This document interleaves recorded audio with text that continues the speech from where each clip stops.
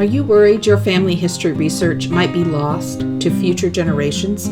Is it currently sitting on your computer or hard drive? Maybe it's in file folders that no one wants. We are Lynn and Danette.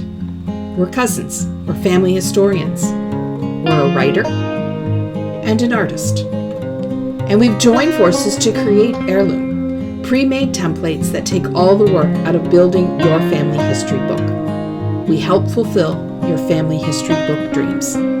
Join us every Tuesday for conversations and questions with Lynn and Danette, helping you build your legacy for future generations. Our pages, your story. Hello everyone, welcome back to Conversations and Questions with Lynn and Danette. Lynn Palermo here from the Family History Writing Studio. And once again, Danette's waiting inside of Canva for us because today it's all about the stories. We are going to talk about how to upload your stories, your text into your templates, into your book pages.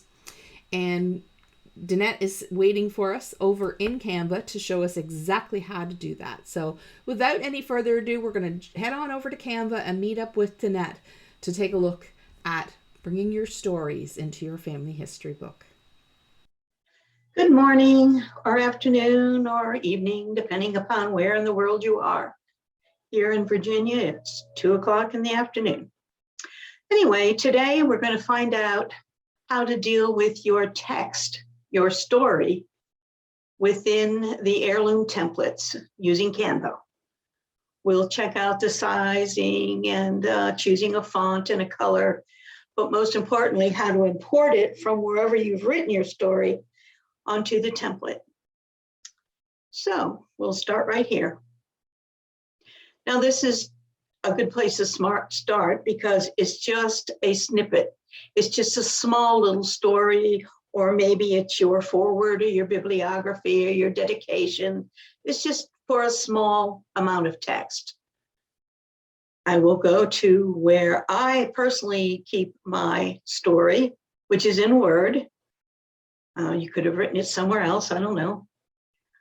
But you will highlight and copy the part of your story you want to import. And we want to put it in here. So I have to highlight through this. And then I will right click and paste it. Ah, it fit. Well, that's unusual that it's going to fit the first time. However, it's importing as a 15.9 size font. That's way large. Most comfortable reading font in a book is 10. I've done a lot of research, I've written a lot of books, and this really is your best size. Now you'll see we have room for more. If I have more that I want to put there, I go back to my text or my story, I highlight, I copy, I go back to Canva, I paste it big again. I'll change my font to 10. And there you'll see my story fits nicely. I can move it around and center it. I could add more to it. I could take some away. If it's way too much for the space I allotted you, you can continue on to another page, or you could duplicate this page, go down here, hit duplicate page. Now there's 2 of them, and then continue copying and pasting onto here. But more than likely, if it's a small amount of text, the amount you would have, like I said, in a foreword or a little side story of some sort, this would be all you needed. The trickier part is when you want to import text, so this is already a 10, around pictures. That's when things get tricky. So I will go back to my Word document, pick up some of my story, just do it a paragraph at a time. Otherwise, you have a big mess on your hands. Go back to my template, scroll through it, highlight it all, right click and paste. Oh, a little long. See that? I have several options. I could move everything around just a little bit since it's not that much. There you go. Now I need to put something in here. Back to my Word document. Now, obviously, a whole paragraph's not going to fit in there. So we'll just take a little guesstimate. And you'll get better at this as you go along. And you go back, highlight it,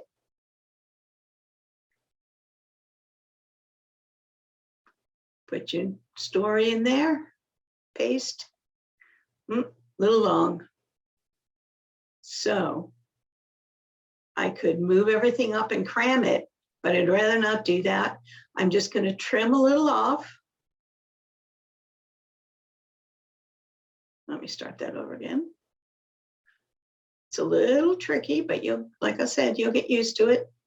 I don't want to trim that much, maybe that much. Cut it out and continue it in the next column.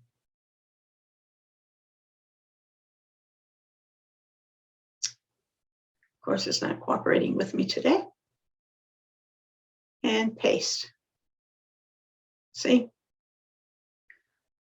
Then as I take more of my story,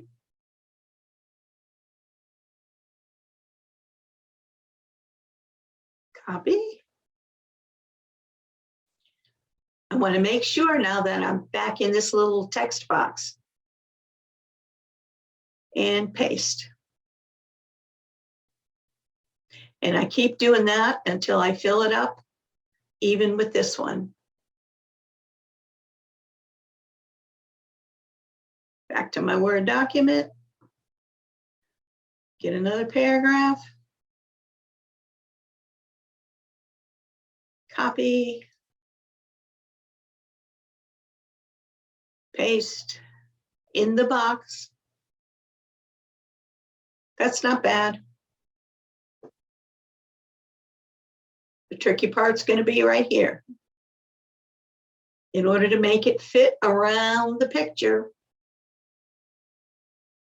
I had to make a separate text box just for that. So let's see if we can fill this one up to make it even. I'm all about things being even. More of my story. Certainly don't need more than this. This is probably too much. Copy.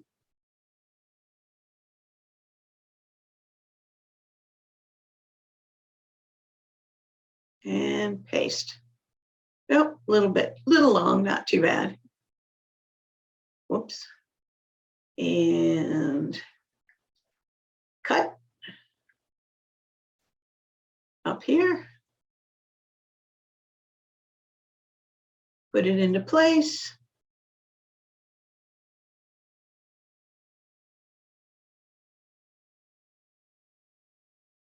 To do a little rearranging to make things fit. But for right now, I'm going to move, whoops, not all that, I'm not. I'm going to move them over here, out of my way. So the next amount of text that I import has to fit in here. So obviously, I'm not going to be able to do too much. Back to my Word document. And I'm going to just start with maybe this much. It's all trial and error. Cut.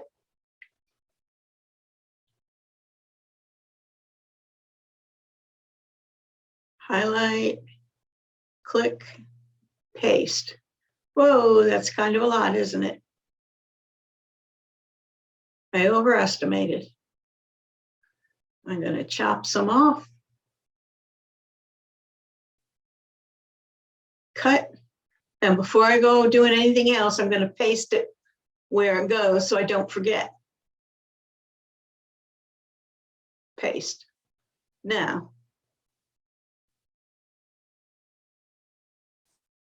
this down and resize it a little bit. so that I can get my picture back in here. Oh, there's my picture caption and my photo. Let's make this a little narrower. Move it up so I can get this picture in without it gapping over like that. And there you go. You could always make your picture a little bit smaller if you wanted to.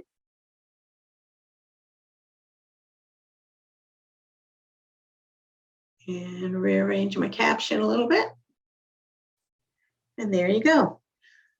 And then you would continue on with your story in here. Now, how to deal with your caption. Double click on it because you probably want to change the size. I like my captions to be around a 12, and I'll often highlight them. There you go. Same thing with this one. Let's make it a 12, and let's highlight it. And you'll notice it's white. Change your color using this little A. See all the different colors you could use? You could make it red. Don't really want to make it red. I don't like using a stark white, but I will use like the lightest cream color I can find. Or sometimes I'll make it the color of the page or whatever I think looks nice. This still needs to be a little narrower without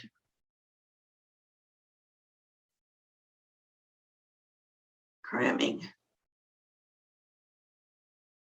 Just trim a little off this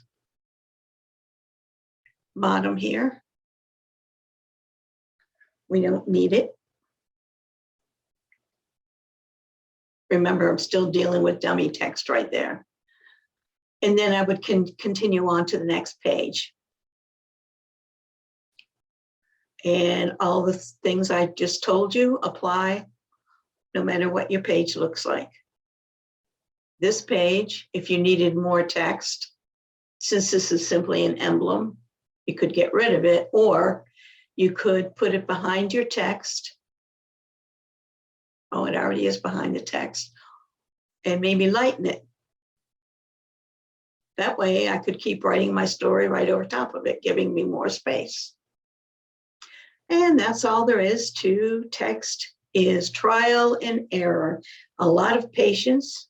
If you need help, just email me. My email will be at the end of this video. Or if you need individual help, again, email me and I'll hop on Zoom with you or something and walk you through it.